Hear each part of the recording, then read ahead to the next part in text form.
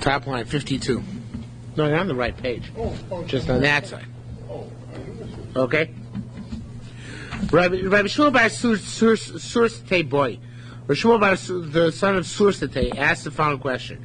Now, this actually is going back in order to see what he's talking about. It's worthwhile looking back for a moment on the previous page, which means take a look back at the previous page for a moment. He's asking on Rabbi Chanina, Rabbi Chir bar Ba. Rabbi Chir bar Ba in the fourth to last line. You see Chir bar Ba over there? Chir bar Ba Amar. It says there's a word missing to be lo sochlu kol nevela. Do not eat any nevela. HaTorah hishvas kol achila shebatorah. HaTorah hishvas kol achila shebatorah kachas. All the eatings in the Torah are all as one. In other words, they all fall under the rubric of lo sochlu kol nevela.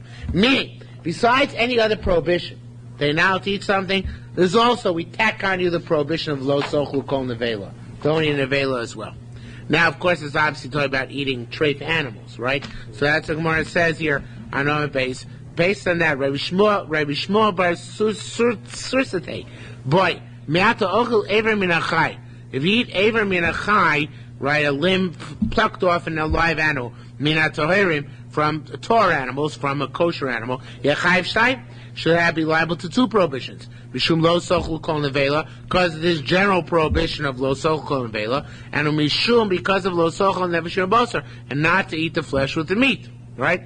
So it should be chayiv twice. Now skip a line to me'ata. See the next line me'ata. Towards the end of the next line, me'ata ochel ever min achai min atzmeim, and if you eat ever min achai, a limb plucked off of a tummy animal, of a non-kosher animal, the achayiv shol should be liable to three prohibitions. One, mishum lo sochel kol nevela, because of this general prohibition. Mishum lo sochel nevashir basar, because of the prohibition of eating flesh with the meat, which of course is the prohibition of ever min. The flesh with the soul with the meat, which is the prohibition of ever min achai. Because of the prohibition of eating treif in general. So the Gemara doesn't answer the question. It's interesting. The Gillian Ephraim points out that the Bavli holds that there is no Yisra of ever min achai by an Behemoth Meah, which I did not know. Obviously, willfully forgot that if you pluck a leg off a horse and eat it, you transgress eating horse flesh, but you don't transgress ever min achai. Ever min achai is only where something is subject to shechita. But horse meat is not subject to shechita.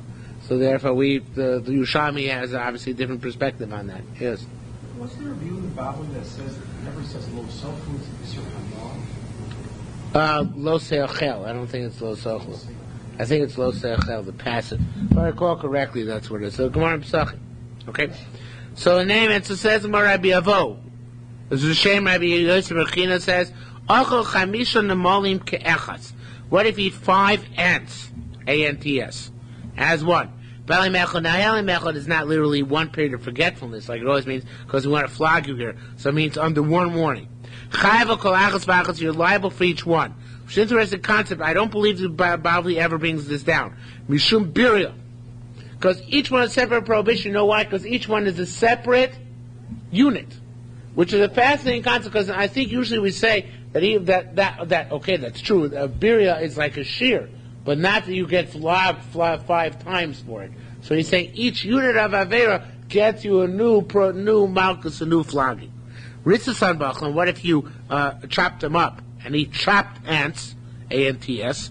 Then eno chayiv el achas. You're only liable to one prohibition, because then you only vushia by kazayis, because then it doesn't go by number of ants, but it goes by number of kizaysim, right? Once they're chopped up, right? If you ate from the fragmented, the chopped up ants, and there's a kazayis, you're liable. What if you ate kazayis unamola plus 1 ant, right? Kazayis of chopped ant and 1 full ant. It's kind of repugnant to even say that. But then you're liable to 2. Now it's interesting, the 2 prohibitions are, which says, by shratim, don't eat them, and don't eat them means a kazayis, and also it says, do not make yourselves repugnant About the shock to us nafsho sechem b'chol sheretz in any creepy crawly thing, and that is talking about even a birya, any creepy crawly thing, even if a mashu, right? Because it's a creepy crawly thing. It's all from the Shari Teres Yisrael. So there are two prohibitions: one about the command not to eat, and one about the repugnancy of the creature. Okay, so it's interesting. What the Shari Teres Yisrael points out, which is also interesting, is that there's machlokas Bavli Yerushalmi, because the Bavli in Makkah says when you eat an ant, you transgress 5 prohibitions. I forget exactly what they are. But I was too lazy to actually look them up, to be honest with you. But here in the Yerushalmi it says only 2, and you don't transgress the other 3. So I don't remember exactly what they are. Says the Gemara. Now, in Keni, if this is true, they're taking this logic further. Acha mina risusim pachos mikazayis. If you ate from the chopped up ones less than a kazayis, and the whole ant which you ate made up the kazayis. So you ate 0.999 of a kazayis, and you ate one ant which made it into a kazayis, right? So then you also chayiv to shtayim, right? You chayiv 1 for the kazayis and 1 for the ant as an ant. If you ate a very large ant, the ant itself, I guess, maybe in South America they have ants like this. An ant which has kazayis, chayiv shtayim, are liable to 2, because A, it's a birya of an ant, and B, it's a kazayis and an ant. And apatirufe nazir kain. This is true also by substances which combine by nazir. If you eat from the combined substances, kazayis. Now, the combined substances we're actually going to learn in the next Mishnah. What substances from a grape combine to make up a prohibition of a nazir. Actually, it's going to be also in the Gemara later on. In any event, if you ate from the combination of kazayis, you're liable. If you ate from the combination of kazayis, vanov, and you ate a grape, and there's a separate prohibition on eating a grape, even though it's not a shiur of a kazayis.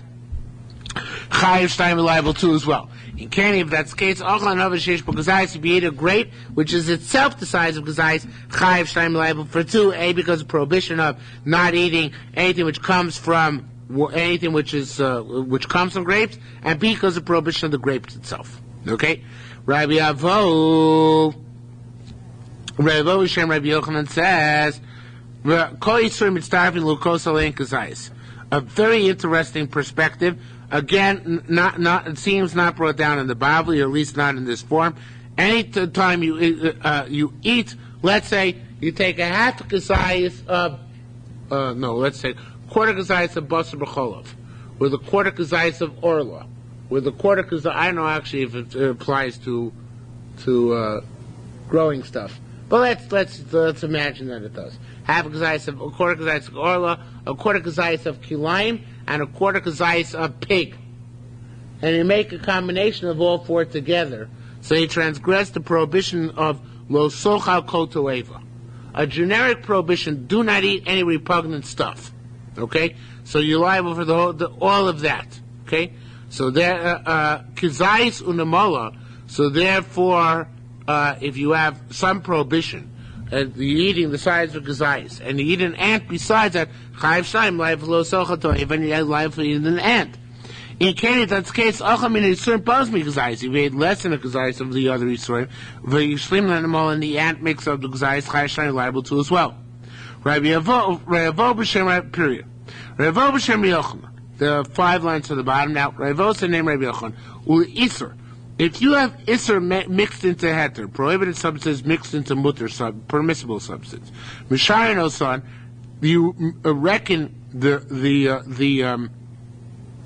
proportion kilu batzol as if the prohibited substance is onion, and the permitted substance kilu kibakal fluid as if it's turnip. Now turnip is like a neutral vegetable, like nowadays we would say potatoes. So the amount in which an onion can give a taste in a potato, right? That's the amount of which we assume is around 1/60th. That's the amount of prohibited substance mixed into permissible substance, which makes it also. Now the chiddush here is, of course, always we say b'nosin tam, that things are prohibited if they give taste. But here the chiddush is, even though it's min b'mino, even though you can't, even though it's highly theoretical, because they're talking about where you have kosher, you have treif hamburger meat mixed into kosher hamburger meat. So you actually can't taste the difference. But still we say you determine the proportion as if it was treif onion in kosher potatoes. Okay? So that the proportion is similar. So it says, Nevela,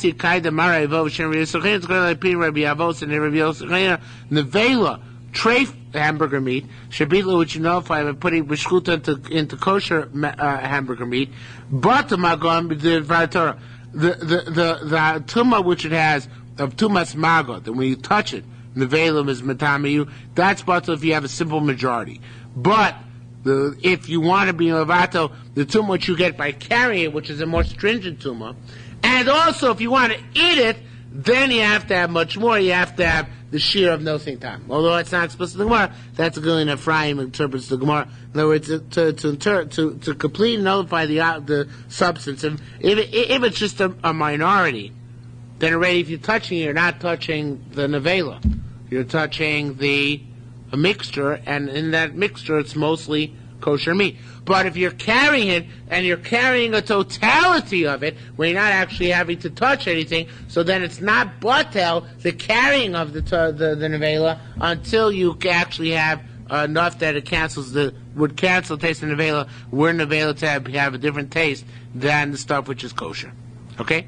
Rabbi Avo b'shem Rabbi Yochanan said, Kol nos de'tamim, very famous Gemara, both on the Bavli, anything which red gives a taste, ain't lokin lame, still don't get flogged. Until you can taste the actual substance of the prohibition. Tapach Zayin Amud Aleph. Now, what does it mean to taste the actual substance of the prohibition? It means that you have to have tam ki'ikar is not enough. In order to be prohibited, tam is ki'ikar. The taste is enough to make the substance if it's prohibited. But in order to flog you, you have to actually eat a kazayis of prohibited substance. So even if something has pig flavoring in it, and it's also to eat real pig flavoring, lard, let's say, you're not also to eat until you eat a kazayis of the pig itself. Now that kazayis also has to be in a proportion. It can't be scattered too diffusely over the course of the mixture. Rather, it has to be a kazayis b'chtei achilas pras. I forget what exactly the proportion is, like 1:6, 1:8, something like that. Otherwise, it's considered to be too diffuse, and you don't get flogged for it. Now, there's a famous Reb Chaim on this, although it's not specifically on the Yerushalmi. But Reb Chaim asked the question, by matzah, and Reb Chaim Soloveitchik, he asked him, by matzah, according to the same Rabbi Yochanan who's speaking here, you need specifically the majority of the dough to be matzah. To be wheat or grain, and the minority can be rice or millet, which doesn't actually properly rise. So the question is, ask Reb Chaim, if by a prohibition you already considered to be sufficiently prohibited for you to be flogged when it's a kazayis b'chtei achilas pras, when it's that proportion of 1:6 or 1:8, as long as it has the taste of that iser. Why don't I say the same thing by matzah in the other direction? In order to fulfill the mitzvah, all you need to have is a kazayis b'chtei achilas pras, 1/6 to 1/8 of the grain, as long as you can actually taste the grain, right? So Reb Chaim gives an answer. Reb Chaim says, a lumdish answer, of course, is that by matzah you need a din of bread. It's not enough to taste grain, that you taste the weedy taste, or you taste a barley taste or a spelt taste, whatever it is. You need to have bread. And bread is defined as something which is mostly grain and not mostly rice. That's not called bread. That's called something else. It's called rice cake. It's not called bread. So therefore he says it's two different parameters. He says for Isser, it's already called pig before it got mixed in. It doesn't lose its name pig unless you have more diffuse than a kazayis b'chtei achilas pras. But by the mitzvah matzah, that's because lechem oni. You got the shem lechem oni if it's a majority of bread. There are other things which are given. The Chazon Ish brings down there the Ramban and the Rosh who wrote. The Ramban says that you need to even make the rice into bread. in order to make the rice into bread, because you're actually eating rice. It's part of the time you're eating. So in order to make the rice into bread, you have to have a majority of grain. And according to the Rush says if you wouldn't have a majority of grain, then the dough would not ferment, because having a majority of rice inhibits the fermentation process of the grain. So therefore, you have to have majority grain in order to be able to ensure the proper fermentation process. So be that as it may, all these answers are coming to explain why, even though for a prohibition you don't need more than a kazayis b'chlei achilas pras, and that would be mamosha shel iser. For a mitzvah, you need more than that. Okay? Says more further. Hosi Rabbi Chia bar top line. Hosi Rabbi Chia bar Yosef Chia bar Yosef asked, "Come Rabbi Yochanan for Rabbi Yochanan. Arei basar b'chol. What about meat and milk? The low time mamosha shel iser. There you get flogged, even though you're not tasting literal milk. The milk is absorbed in the meat.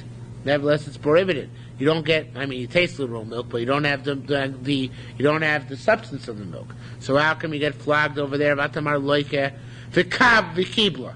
And Rabbi Yochanan accepted this. Now, of course, v'kibla, Amrei Bum Bar Chia didn't really accept it. Archir Bar Bum Kim Rabbi Zir, my v'kibla, what do you mean accepted it? Ki'inish the Amar, like a person who, when he says, Ba'adini kabei, my adversary accepted what I had to say. And of course, the adversary just signed because he couldn't care less what you have to say, because he doesn't have any regard for what you're saying. He thinks it's all just narish guy. And here's the same thing. Rabbi Yochanan could have answered very easily. He could have said basar b'chol is different, because by basar b'chol it's a special kseiras hakasa. Torah said that even though the milk is just milk and you don't have substance of milk, it's absorbed in the meat, nevertheless it prohibits the meat. So that's unique quality of meat and milk being fused together, which is not relevant to any other prohibition, where you need the actual substance of the prohibition. Okay? Rabbi Yochanan said, Kol nos nitamim, anytime there's a taste, ain't looking lame, you don't get flogged for the taste unless you have the substance of the prohibition, chutz, with the exception. What's the exception? Chutzi nosei tamim shel nazir, except for when a nazir's wine, the wine of the nazir, gives taste to the substance. Now that means, as the Gemara will say momentarily, if a nazir takes bread and dips the bread in wine, and now the bread has wine taste, even though it's not really wine, the nazir is still not allowed to eat it. There's the one case in the entire Torah where heter mitzdaref le'iser, the prohibited substance, the permitted substance actually becomes prohibited. Why would that be? Because the pasuk itself says mishras yain, soakage in wine. Anything soaked in wine, the nazir can't eat. So this is actually, the bread is soaked in wine. The bread soaked in wine becomes like the wine itself. It's a unique concept by nazir, not by anybody else in the Torah. So it says the Gemara. Again, the Gemara goes on with that in vain. Because the bread should be majority. It already does that. Majority. It has to always be majority. So Why? Intimate start Isser applies even if it's. If your tam knows it, yeah, sure. Even if the majority is heter. Okay, once the bread is soaked in that wine. Normally the prohibited and permitted substances don't join together. But nazir, iser v'heter mitzdarfin, the iser and heter join together. Now, actually, I kind of goofed here. I take that back what I just said. It's actually machlokas here. Rameir, you're right, and I was wrong. I know, I really see, you asked as a question, not made a statement, but actually, it's actually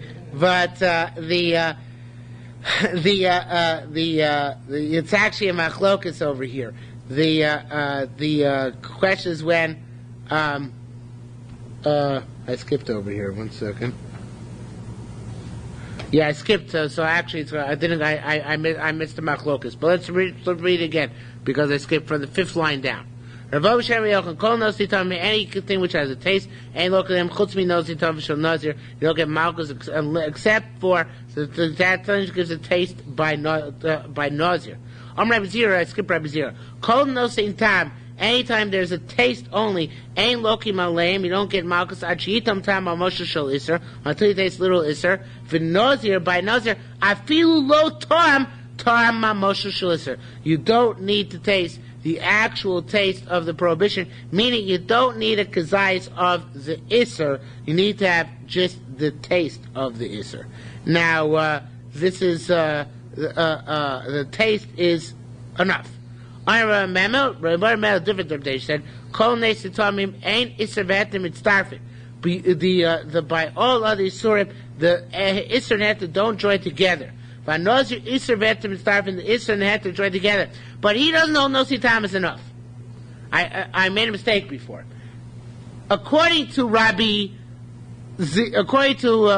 first opinion, who was at Rabbi Zira, the taste, if I soak my bread in wine, that's enough to get me the Isser of Nazir. According to, however, Rabbi Bar Memel, so I need to have a majority of Isser. I need to have mostly grapes. A minority then of some other substance of bread will join with the grapes, but I need to have a majority of grapes. So he says the heter is mitzaref to the Isser, but and tam is not enough. So actually I was wrong before. According to the first mandamar, time is sufficient. Just the taste of wine is prohibited. According to the second opinion, you actually have to have subs of grapes, but the minority can be bread or anything of that sort. Okay, we have Masisa Masayadeh and Masisa Masayadeh in a price, which helps each one of these. Okay, Masisa Masayadeh Rabbi Zira is a price that helps Rabbi Zira. It says, Gazayis Yain Shnofa L'Gdera. If you have a Gazayis of wine, which fell into a pot, V'achem and a Gazayis, and you ate from that pot a Gazayis, anywhere in the pot. Now the wine obviously is diffused. Potter, you're exempt. Ad kula, until you eat the entire thing, right? But once you eat the entire thing, you're liable according to Rabbi Zira, because you don't need to have the actual substance, even if it's gone, because wine is a liquid, right? There's no substance to it anymore. It diffused through the pot. But since you had the time of the wine, that's enough in order to get you flogged as a nazir. Okay, so the diffused taste is sufficient to make it prohibited. On the other hand, says the other brisa, al daiti bava memo. Well, actually, we're not up to al daiti bava memo. Became a child of ice meno. According to Bob our memo. Oh, 1 second. I made another mistake.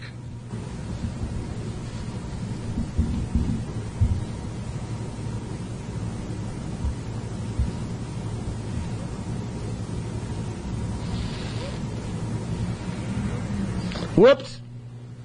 According to Bob our memo, you don't even need to have a majority of the prohibited substance. Even a minority of the prohibited substance would be enough. So according to him, actually, it comes out. Oh, so I Taka got this wrong, pretty wrong here. Look, so Machlokas Rabbi Zira and Rabbi Bar Memo. Rabbi Zira holds all you need to have is you need to have time. Time of the time are already asers, but you have to have time of a kazayis. According to Rabbi Zira, that's good. You have to have time of a kazayis, but you have to have that kazayis there. So look, if you have a kazayis of wine which fell into a pot, when do you get the entire kazayis? Only if you eat the entire pot. Right? Because otherwise you won't get it. According to the heter is not mitzaref to the Isser. You don't have to have mamoshes of Isser, but you'd have to have time of Isser. So therefore, it's I have to define it a little bit better. So isn't it tam on one side versus tam and mamoshes on the other? Yeah, but it's more. It's there's still a difference. There's still more than that. Look, according to Rabbi Zira, he says tam. It really means even if you had on the kazayis b'chtei pras, even if you have shear not of 1 and 6 or 1 and 8, but a shear of 1 and 59, you could still get malchus. But you have the heter doesn't start. No, you have to eat the whole pot.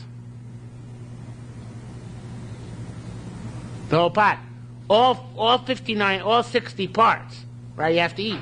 Once you eat all 60 parts, you're chai because you got a kazayis of Isser. Hi, it wasn't mamoshes, right? Because it's much less than the kazayis b'chtei achilas pras, but it was nois in tam. So therefore you got the prohibition. According to Rabbi Barmel, it's much more chomer. According to Rabbi Barmel, once you ate a kazayis of the mixture, you're ready to be chai because heter mitzaref l'isser. You don't have to eat the whole pot. Okay? So it's a much bigger chumrah according to him, in this case, okay? So that's the price which works according to Rabbi Zira. Let's read that again. Mr. Zugarobi. Opposite this line over here. Masnisa, Messiah, Rabbi Zira. See Rabbi Zira over here? Masnisa, Messiah, Rabbi Zira. Masnisa, Messiah, Rabbi Zira. The Bryce assists Rabbi Zira. It says that a kazai is the Irish novel, a gdera. If you have a kazais of wine, which fell into a pot, and you ate of the pot only one kazais, whatever's in there, part of your exempt, ad shiyoichal, until you eat kula, the entire pot. Okay? Now, once you eat the entire pot, you're chayav, but you have to eat the entire pot. That you're a bar memo. According to a bar memo, came and chocolate mena kazais. Once you eat just the kazais of the pot, you're chayav, you're liable, because according to a bar memo, the heter, whatever's in there, chveis, the meat, joins up with the wine to make the insert. Right? So we do much more machmir. Masisim sari bar memo. The other way, Bryce goes right bar memo. What does it say? It says, any soakage of grapes you should not eat. And it goes on to say, and also moist grapes and dry grapes, raisins, you shouldn't eat. What's left? So elefisha nemar. So therefore, because it says Mikol Asher Yaseh Migefen Hayayin, well, on the other hand, it says everything which is made from the grapevine, Migev Michatzonim, from pits, Vadzok to skins, Lo Yochal Shonait. It says Miyayin V'Sheicha Yozir. It says wine and inebriating substances he has to refrain from. He said all these things. So Matam Lomer, so going back, why does that to say the first puzzle we had to start up with that you shouldn't drink any soakage of wine? Ella, it's going to teach us, if you soaked your grapes in water,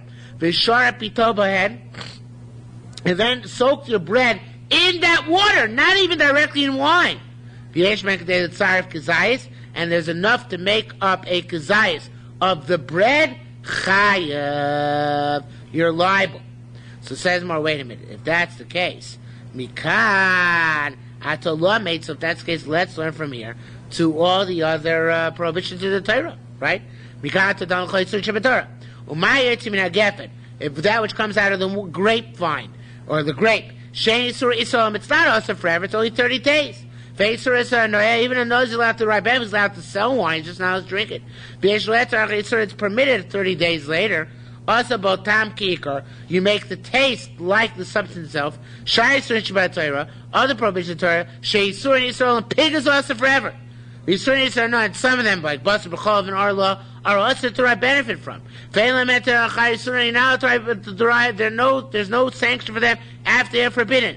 Dinu shenasa b'em tam kikar. Logic dictates that there too we say the taste is like the thing itself. And yes, we can see the point. We talk and learn from Nazir, Tam Kikar. The taste is like the thing itself. That much we do learn. Well, if that's the case, why don't we take it a step further? Let's learn from there to all of the nosi time that it's usher, the kosher Rabbi Zira. And let's say that it's difficult on Rabbi Zira. In other words, Rabbi Zira says that all over Torah we say you need mamoshes. Here not. Why don't we learn from here not to the rest of the Torah as well? So says the Gemara, no. B'chol asar at omer achiyitom. Every place, all over the rest of the Torah, we say until you taste. Whereas here it doesn't occur. Amar afilu lo to'am. Here it doesn't say here even if you didn't taste. Now, of course, it doesn't mean you didn't taste all that it would be permitted. What it means is here even if you didn't have mamashus. Why is you don't have the actual substance? Why is that? Each person learns the word mishras differently. Mishras is a unique concept by Nazir. The question is, what does that unique quality tell us? So does that mishras tell that mishras is a unique quality? According to Rabbi Zira tells us that here you don't have to taste the actual substance. In other words, you don't have to have a gazais b'techilos pras. According to Rabbi Bava Memo, it takes it a step further. What's the step further it takes us? It takes us to the level that heter mitzaref lister. that even the permitted substance joins up with the prohibited substance. But it's interesting that before we get to Mishras Yayin, we have by Nazir, the source text of the prohibition of Tam Kikar. Because it says, V'chol asher, and I think it's learned out from among these psukim of V'chol asher yasem gefen hayayin, anything which is made from gefen hayayin, anything which is derived from the wine, even if it's just the time of the wine, that already makes it prohibited. So this is the source. Tam Kikar Kol Torah Kula is learned out from Nazir. The Mishras part is not learned out from Nazir, but the Tam Kikar part, that the taste is like the prohibited substance, that's learned out from Nazir. So we have a whole entire dichotomy in the entire Torah. If we pass in Tam Kikar, in the entire Torah, like Yerushalmi here says, it's a machlokas in the Bavli. Well, they say Tam is Kikar or Tam is not Kikar. If we pass in Tam Kikar, you don't get flogged. If you taste pig, you don't get flogged. You only get flogged if you eat a kazayis of pig. And a kazayis, by all the prohibition sides of Nazir, cannot be mixed in a proportion of greater than 1 to 6 or 1 to 8. But the taste itself is prohibited from the Torah. You won't get flogged for it, but it is prohibited. Okay? Says more further. Mishnah Rishonah. According to, originally they had said that the shiur of wine by Nazir Zat Shish Revi'is Yain is 3.3 ounces. That's Revi'is. Davon Doshi Shechar, they learned the Gzeir Shav. It says the Shechar, something which inebriates. And they learned out the Gzeir Shav from here of inebriation to the Beis HaMikdash, entering the Beis HaMikdash inebriated, which is prohibited as well. Just like Sheikh Betri Beis Hamikdash Revi'is is those 3.3 ounces or 4.1 according to Chazon Ish, Afkan Revi'is, so too it's Revi'is. Chazuloma, then they said, no, that's wrong. It says here, besides, it doesn't just say here, lo yishte, it says also lo yochal. Nazir shouldn't eat. Lo yochal and lo yishte. Ma'achila kazayis, avshtia kazayis, they're both linked to each other. And it's the more severe level, which is not a revi'is, but rather a kazayis. So even if it drinks a kazayis, that's enough. Kiva Mar, afilu shar pito b'yayin, there's really heter mitzvah for iser. Rabbi Kiva says, even if you soak your bread in wine, v'yesh b'kadei l'tzar of kazayis, and there's enough to combine from the bread and the wine and kazayis, chayav. Rabbi China argues, and Rabbi China is really the shita of Rabbi Zira before, for the shari b'kazayis yain. No, it's only if you soaked it in a kazayis of wine. So we have here the same machlokes we had before between Amoraim, we have here between Tanoim. Whether it is the bread can join with the wine to make the prohibition, or you need to have enough wine soaked in the bread to have a kazayis of wine. Says the Gemara, Rabbi Yam B'Shem Rabbi Yochanan said, Kos Mozug. If you have a cup which is diluted, okay, it's diluted already. Now, in dilution, obviously, you have a lot of water. Because Mozuk nevertheless Mishum Mishra Lokala. Even you can't make a Bar Pir HaGofen on it. It's too diluted to make a Bar Pir HaGofen. What's the share of dilution of Bar Pir HaGofen? 41, 41? It's a machlokas. Some say up to some say even up to 6 to 1, 5 to 1, according to Ashkenazim. But Lamaisa, regardless, you can still get malchus on it because Nazir is different. It's still considered mishras. Now that you say it should be b'shehit rubo when they wore in a mishum mishra. Avalim rubo if they wore in a mishum, it should be yayin lo bedah. It's interesting. Two separate yisurim taka. There's this of wine. This of mishra. Ksiv it says l'chol mishras hanovim leisha shouldn't drink any soakage and li'elam mishras hanovim. I don't know soakage of wine. Mishras chatzon. What if you soak pits? In the old days, they used to make like some sort of wine when they were very poor out of the pits. They used to soak the pits. They used to call it mead. Minayin, I know that's prohibited as well. Tamil, because the pasuk says mishras, l'chol mishras. There's a v'chol. L'rabos, turn the page. L'chol, it says and all. L'chol mishras. L'rabos kol mishras l'mishra. It includes all the soakage, even soakage of the pits. Okay. Mishras yain. Now, what if you have mishras yain b'yain? You have wine which was soaked in bread, and wine or bread which was soaked in wine, and the chveis meat which was soaked in wine. So you have two types of mishras, right? Yeah, a mishras yain b'yain, or according to that, I'm explaining like the Or Sameach says it's two types of soakage, but according to the Pashut Shalimar, it means you have bread soaked in wine with wine. So you have half a kazayis of bread soaked in wine, half a kazayis of wine, but that would be Pashut. Why wouldn't you join that together? So if the Yosemite changes it, you have half a gazayis of bread soaked in wine, half a gazayis of meat soaked in wine. So you join together, mitzdarfrim. Similarly, mishras anovim banovim, or Samech the same way. You have half a gazayis of grape juice soaked in bread, half a gazayis of meat soaked in grape juice, the other way around. Mitzdarfrim, they join together. Mishras anovim, what if you have soakage of grapes in wine? In soakage of wine. In other words, in the pasuk it distinguishes between grape juice and wine. So can they join together? Ma'ushit starfu. Do they join together? Similarly, ochel chatzi zayis yain. What if you have half a gazayis of wine, the chatzi zayis mishra, and half a gazayis of soakage? So what's the story? So in this case we say, if they take out the word eino, or first you take it out, chayav, you're liable. All these cases were chayav. Why? Because everything joins together. Zeh bifnei atzmo v'zeh bifnei atzmo potter. However, if you have each one independently, you're exempt. Now, of course, that makes no sense. Says the Gemara, don't take it literally. Mipnei shetziref chayav. What it means is if you join them together, you're only liable for one prohibition, no matter how much you had.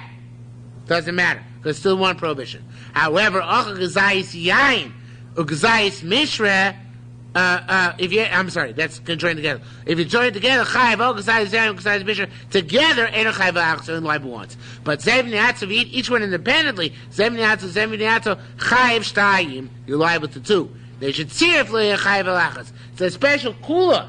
If you join together, mishra sanovim and the mishras yain, or the mishra, or yain with mishra, or anovim with mishra, you only chayav one.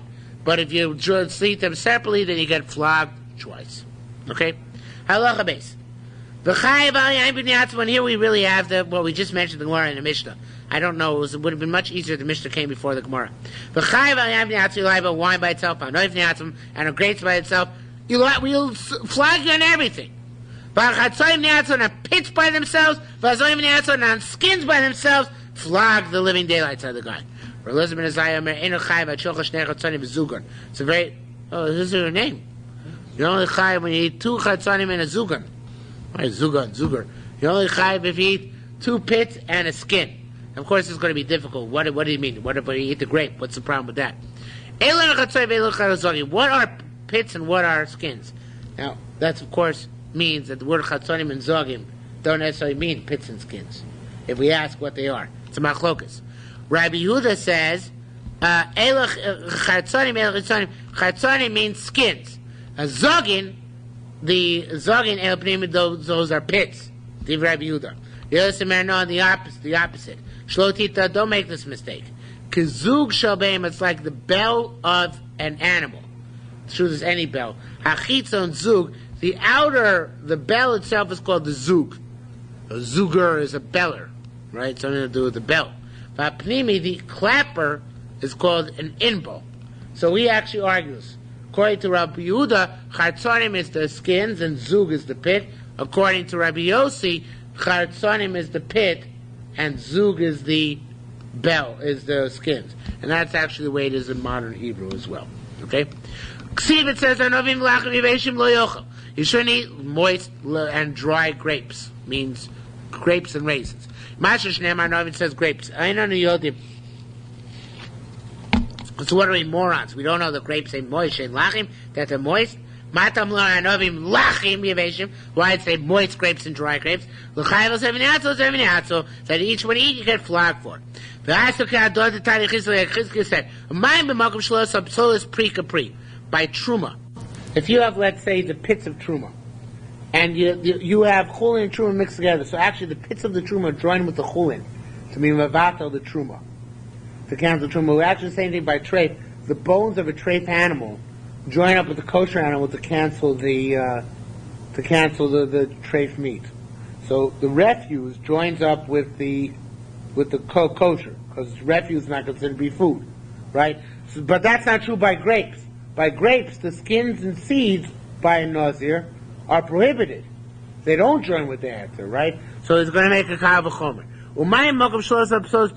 By truma, where the refuse of the fruit is not like the fruits. Also, lacking evasion, nevertheless, moist is like dry, the same prohibition.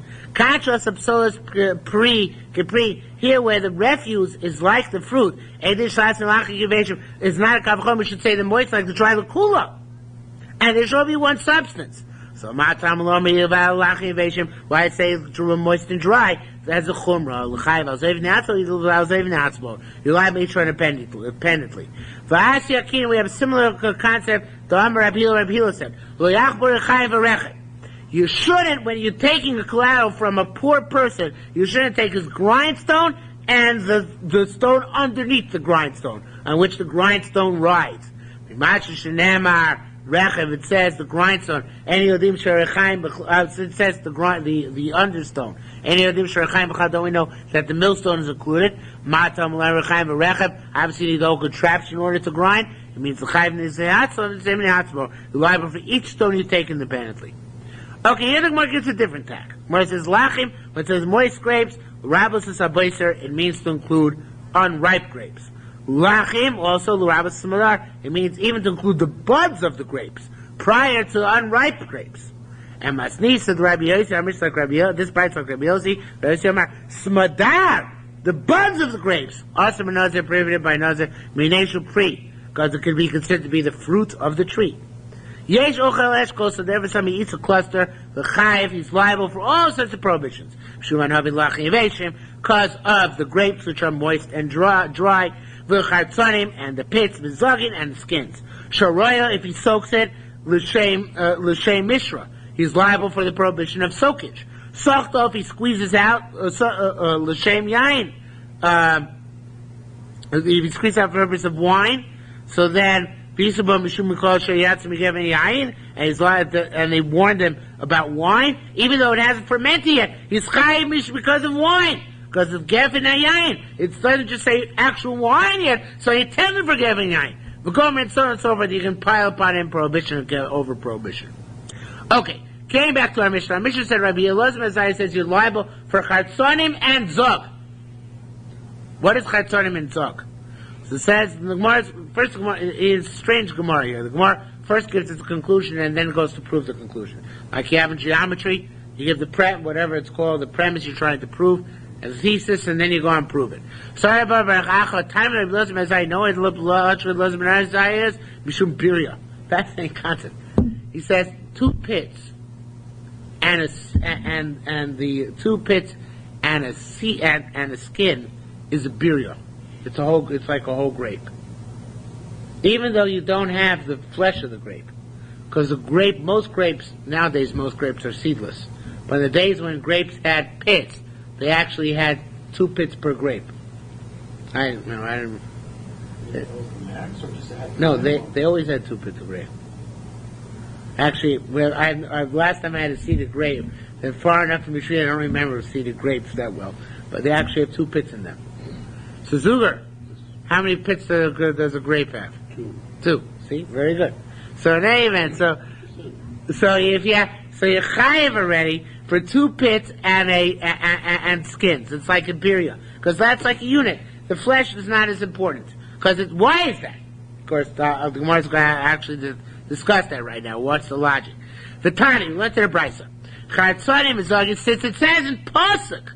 Now we're going to prove that. It says in Pasuk, Chatzonim mizogin. Why does it have to say pits and skins? Means the 3, among the 3 of them is enough. But Rabbi Lezer. So, what? Shouldn't have said anything about pits and skins.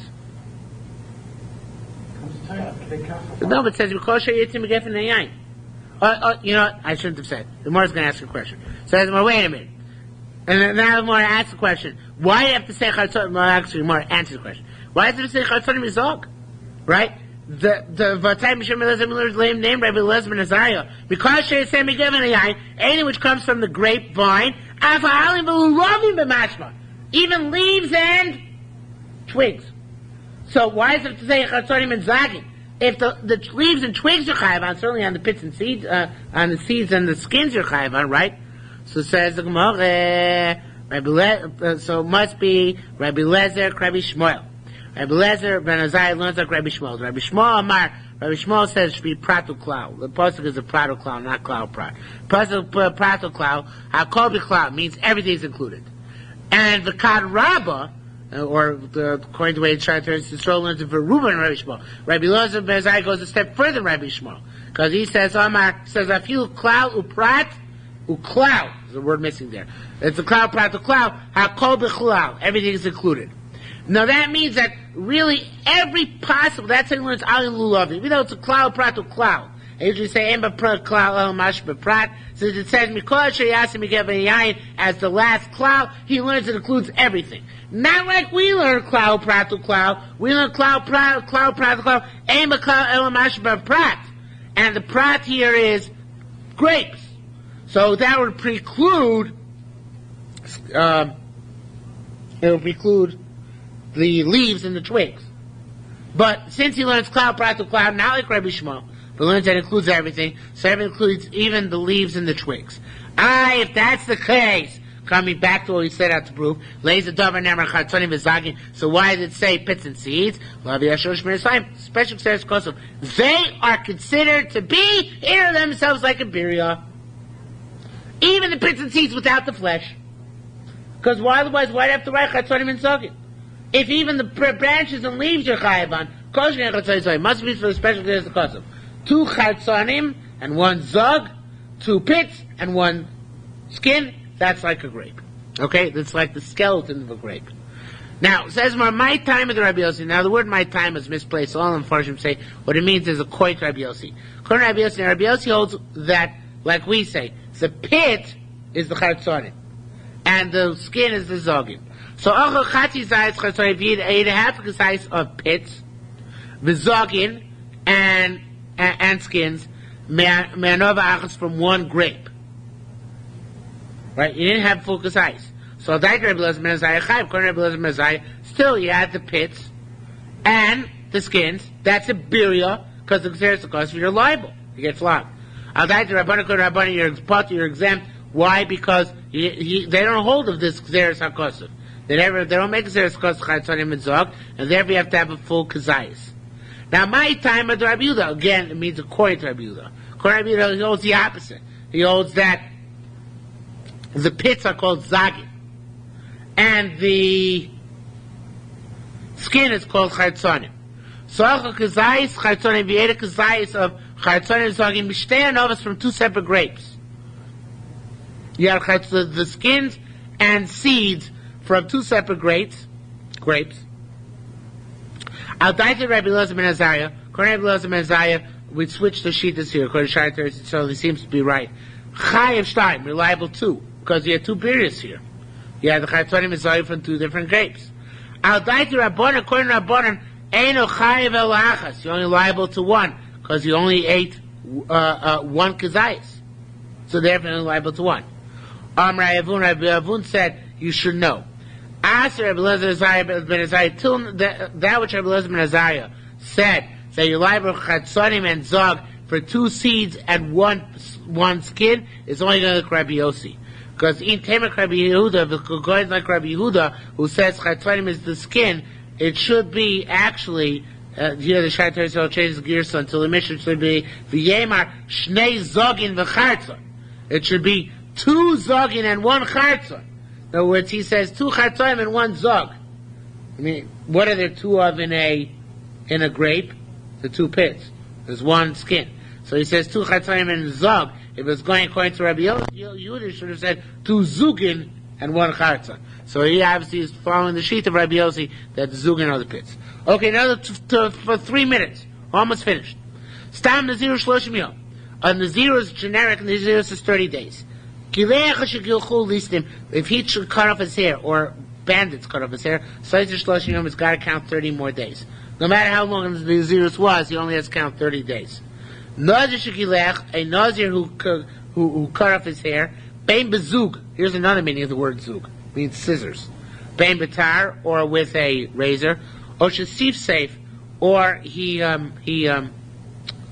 plucked out hair. Plucked out. Chayav. He's liable for malchus. Nazir chayv, a Nazir can shampoo, Chofiv is run his hands through his hair. Phosphorus and shampoo, avolos rake, but not comb his hair, because that pulls out hair. You can't use the shampoo made of adama, because it takes out, causes the hair to come out. Now, Ksiv Tar Lo Yavarosh, it says a razor should not pass over his head. However, what if a shaver passes over his head? Chayev. It says you're chayev, but the Shaitar still changed, and I think it's right, to soiser. It breaks his nazirus. Gadel Peras Erosho, because it's got to grow wild, so the hair of his head. Kamakidol Ser, how much is that? 30 days considered to be growing hair of head. Akadu Nazir Tor. From here we learn a Nazir Tor, who's keeping his days of Torah, breaks his nazirus if he gets shaved. Nazir Tomei, a Nazir's Tomei, says Gilach Rosho B'Yom Taraso. Says he's got to shave his hair. He has to shave his hair on the day he becomes pure. Matam Lor B'Yom Hashvi'i Galchenu. But why does it say on the 7th day he's got to shave? It says he has to shave his hair on the day he becomes pure. Why does it have to say the 7th day? We know it brings korbanos on the 7th day. Mikan from here teaches us Shahu. Again, the Shaitar so changes to Soser. So ser umigaleach. It means that if you during the 7 days the Nazir is becoming tahor. If he cut his hair during those 7 days, he's got to count another 7 days. The Nazir became tahor, he's got to count 7 days of tahor. We had this earlier in the Masechta. Mm-hmm. He must have 7 days of hair growth in order to cut his hair after becoming tahor. So if he cut his hair in the middle, he's got to go back and start 7 days again. Okay, now Pasuk says Vigilach, or the Shaitar so changes to Yigalchenu. Another word in the Pasuk, whatever it is. Kulov lo miktaso. The Nazir who's tamei on the 7th day he's got to cut off all his hair. Mikan, if we really learn Shimshir Shteisars, if he leaves 2 hairs on his body, well, no, on his head, I think it is, not his whole body. Lo soklum, it's meaning it hasn't done enough. Tar lo yavarosho, getting back to a regular Nazir. How a razor's not pass over his head. And the other time, no razor. Now the Rabbot says I'm safe. How do we know that? Also, if he plucks out, it's right, and uses scissors, keep it out like a razor. Talmud lo yavarosh says it shouldn't pass over his head. Kol ha'ma'avirin, anything which passes hair. See, it's a play on words. Yavarosh means to pass over his head. But Yavor also means to remove. So everything which removes hair, b'mashma. Everything which removes hair is prohibited. Mikan, however, nevertheless, so why does it say tar? The word's missing here. It should be, why does it say razor? Mikan shein asoser bo ela tar bilvad. Because the only thing which makes him start his ears from scratch is a razor. If he has his hair removed by any other means, artificial or natural, so he doesn't have to start his nazirus over again. The only time he has to start his nazirus over again is if he actually was shaved by a razor. Okay, we'll stop here for this evening.